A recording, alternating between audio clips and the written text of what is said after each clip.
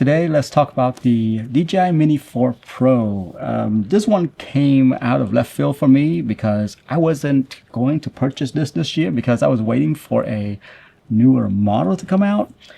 But then I needed it. I needed a small drone that can do really good picture quality and has a nice remote like this. I started with the DJI Neo. As you guys know, very low price drone, and I was testing that out.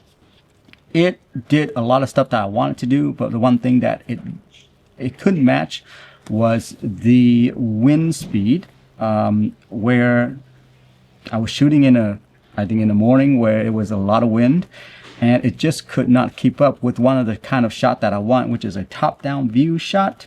It was just swaying back and forth, and so I decided to pick this one up because I had to travel.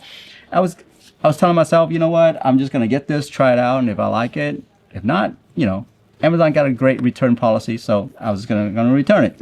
Well, I end up really loving this thing. I'm gonna show you guys some footage from it. Mini 4 Pro has this nice, really stable, wind resistant. It's been amazing.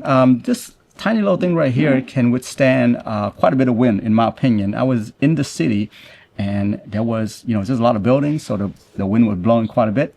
It still kept up. The footage came out super crispy, super stable.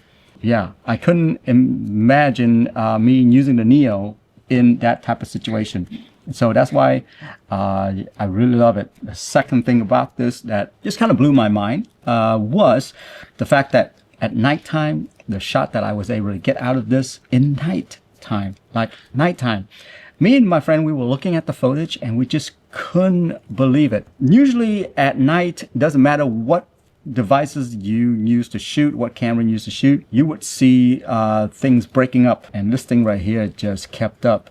The black area was really nice and black. It did not, there was any noise, no grain, no pixelation. Yeah, I don't know how they do it on this thing, but yeah, I was able to get quite a bit of good night shot out of this thing in the air, and there was quite a bit of lights, guys, okay, and it still came out really good. This tiny little thing right here was able to keep up, and that right there actually sold me. I was like, okay, fine, I'm sold. I gotta have this thing. Compared to the DJI Neo that I had, the night shot was okay. It wasn't the best in the world. This one right here definitely beat it out. Number 3 is the controller. This thing right here, the controller is amazing. I was able to transmit 60 FPS, I would say, from the controller to this thing. It just looks so HD on the controller because the transmission was so good between this. And mind you, I was behind buildings, behind really skyscrapers and things like that, and it still gave me really good transmission out of this. There are some situations where some of the places that I was trying to shoot, which is like outside of a stadium, I believe they have some kind of antennas that's blocking these signals, and so the controller was kind of saying, hey, you know what, the signal is going low.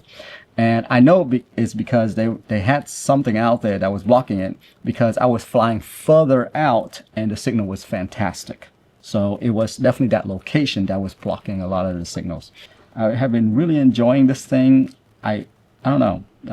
Did not expect to like this as much this year when I bought it. And now I actually bought the 2-year DJI refresh plan so that I can keep this thing. So I'm pretty committed to this now. Really fantastic drone. I may do another video just to update you even more on this, but I just wanted to show you guys some footage that I got off of this thing. Anyway, that's a quick video right there. Hope you guys like it. Have a good one. Bye-bye.